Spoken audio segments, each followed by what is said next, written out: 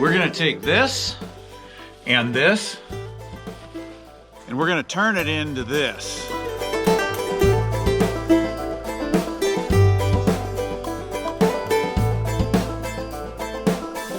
Composting seems to be a bit of a mystery to a lot of people, and today I'm going to try to simplify it for you and give you a system and a way to do this that's just really easy and really doable. Composting in its most simple form in terms is just taking carbonation materials, what we call browns, like wood shavings, okay? This is just high carbon, along with very high nitrogen materials like what we have here, which has got kitchen food waste, it's got barn manure, and while this has wood shavings, this is all filled with manure and urine from the cow, and that's gonna give us our nitrogen. You're combining those along with oxygen and water, and it's gonna break everything down. When we're talking about carbonation materials or browns, you'll hear me refer to, it's gotta be materials that are generally dry and high in carbon.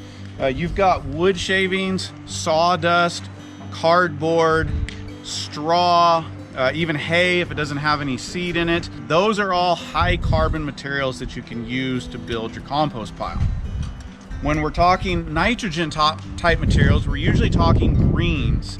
And so if you hear me say greens, we're talking about those nitrogenous materials that are very high in nitrogen and usually a lot of where your nutrient is coming from. And that's anywhere from any of your animal manures and urines to garden waste, to your kitchen waste, to fresh lawn clippings, or anything that has been harvested, any plant material that has been harvested alive and is still green. It still has all the nitrogen in it.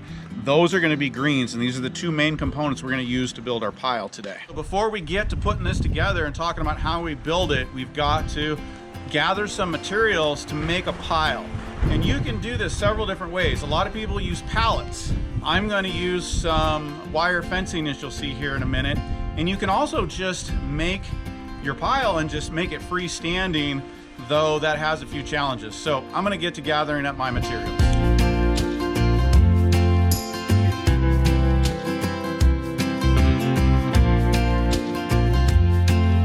Got my frame all set up, and like I was saying, you can do this out of pallets is a great source. The thing I don't like about pallets is they've got large slats in them, and I want my material as small as I can get it, which I'll talk about in a few minutes. I've made a wire frame here out of some fencing material that I had on hand.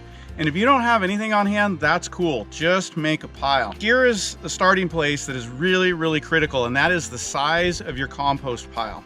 It needs to be at a minimum 3-foot diameter or 3-foot square, which is a little bit larger if you're using pallets or wood or some other frame, and at least 3 foot tall. So what we've got here is a wire frame that is 3 foot in diameter and 4 foot tall. That is really, really important. If you're trying to compost with smaller piles, in some of those tumblers, in any of these ways that are lesser volume, they'll work, but just not that great for you. You really need this minimum volume to get the heat and the activity going. It might seem a little challenging to source the materials if you're not on a farm like this, but get creative. There's lots of ways you can do that, from guys in your neighborhood that are doing wood chippings to cabinet shops around, especially hardwood cabinet shops. A lot of times they've got a problem. That's where we get our wood shavings from here. They need to get rid of those things.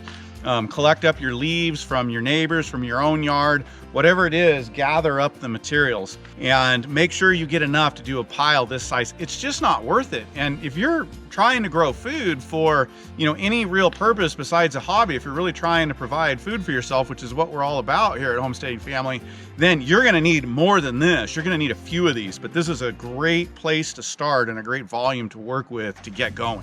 As we're getting ready to build our pile, we need to talk a little bit and dive a little bit into the science and talk about ratios. And there's two different parts of this. One is material size, the ratio of your material size, and you want it as small as possible. That's one of the reasons these wood shavings are broken down. If you're gonna get straw, try to shred it, try to break it up. And the same with your green materials. Try to make sure it's chipped, shredded, broken up. Try to avoid too many big clumps. Like I'll try to break this up as I put it together. That gives you more surface area, and that pile is gonna go to work for you better as the ratio of the size of materials to itself is smaller. Don't stress about having everything perfect. You're gonna have kitchen waste in it. You're gonna sometimes have clumps. It's okay. Just do your best to get that size of your material as small as possible with whatever it is you have to work with. Next is the ratio of browns to greens, and that is your carbon to your nitrogen. And this is what gets really, really important. The ratio that you want is 30 to 1. That means you want 30 parts carbon to 1 part nitrogen. And right away, you're gonna go, how in the world do I know that? The answer is that you're just gonna estimate. Some people are gonna tell you you gotta get really technical and really precise on this, and you don't. If you wanna have a compost pile that's gonna work for you and get done in a reasonable amount of time, then the closer you get to that, the better it's gonna work. And there's a basic way to just estimate your materials. And what that is you're gonna measure it by volume. For every 2 parts carbon, or our brown materials, we're gonna use 1 part greens. That is basically just 2 and 1. You can measure this a couple different ways. You can do it by shovelful here if you want, and add in and count shovels, or which we're gonna do today is we're gonna just use buckets. So we wanna take 2 buckets of wood shavings to every 1 bucket of your nitrogen, your green materials. Let's go ahead and start building this pile.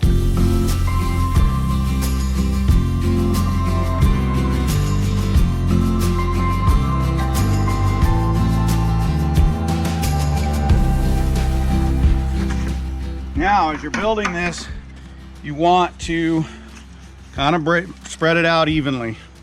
We're gonna get the material mixed in here. We've got our layers started here, and we need to talk a minute about oxygen and water.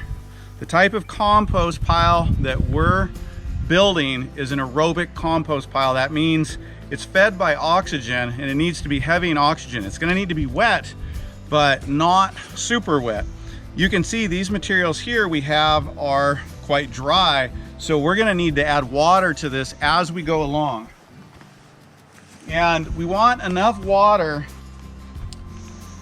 just to get everything damp and not have it running off. If you ever start to see, if you're adding water and you ever start to have it running off to the sides, then that's a good place to stop.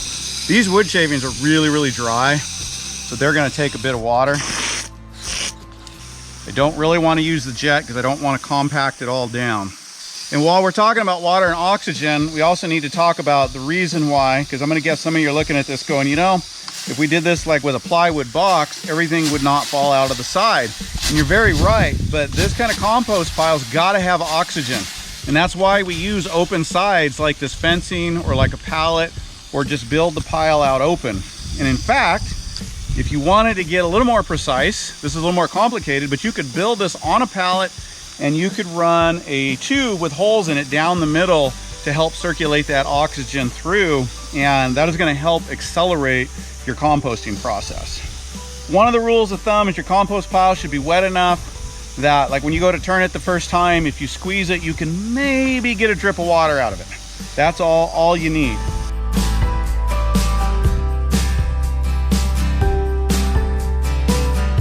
We're almost halfway there.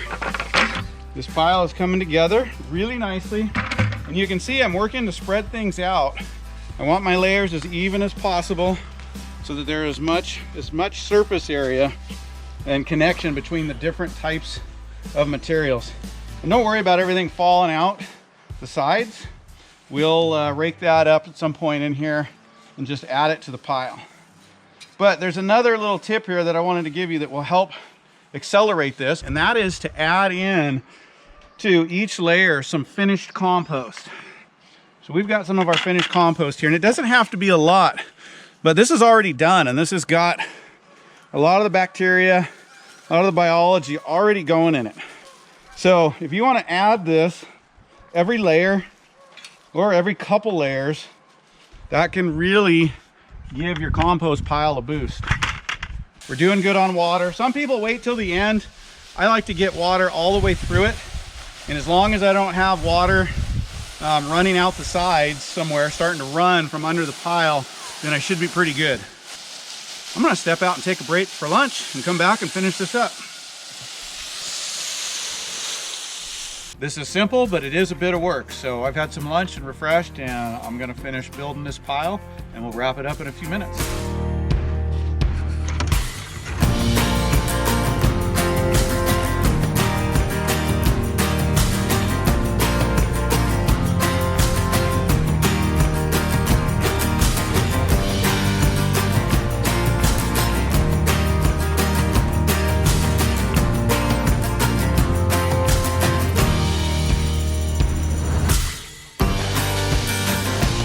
Hey, check it out. We got a nice beginning to a compost pile going here. And I just took everything that fell off to the sides and topped it off. And I want to add a good bit of water to it to let it soak in. And then we just got one more thing to do. There is one piece of equipment that you're probably going to have to get, and that is a compost thermometer. If you want to do this right, you've got to have a compost thermometer to check the temperature. Otherwise, you don't know when to turn it. You could leave it sitting here.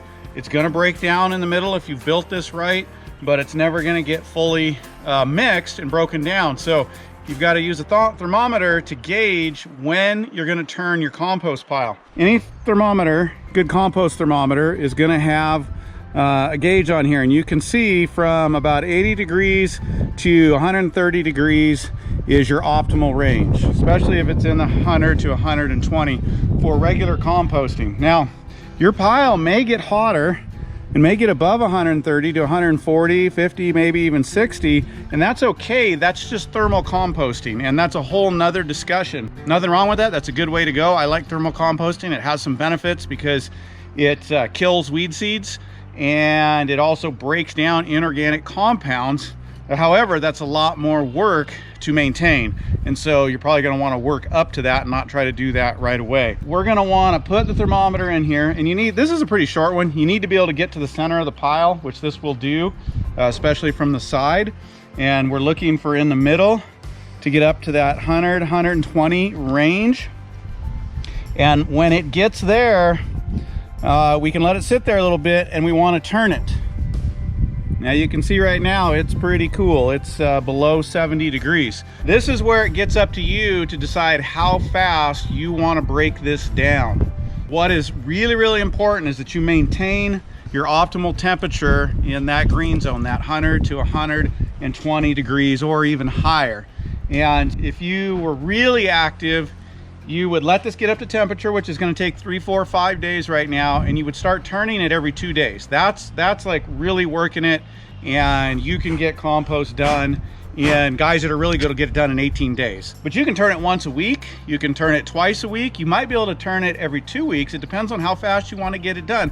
But what is really, really important is that you maintain your temperature. So you're going to watch this temperature come up and get up into optimal range, and you can let it sit there like that, but if you see it start to go down, you want to turn it before you get out of optimal range. Otherwise your pile is going to cool, it's going to get inactive, and you're going to have to add back some nitrogen materials. This thermometer is your gauge to know what to do, and you can balance temperature with when you have time to turn it. That's the easy part. That's the part that works with you instead of you having to be a slave to the pile. If you want to get it done quickly, then great. Come out and turn it every 2 days, and this thing's going to go much, much faster for you. After you do your first pile, you're going to have this down pretty good, and you're going to be well on your way to composting and creating your own compost for your garden. Keep your eyes out for the next video where I will take you through turning this, do a check-in on the pile, and see how it's coming along, and also answer some of your questions.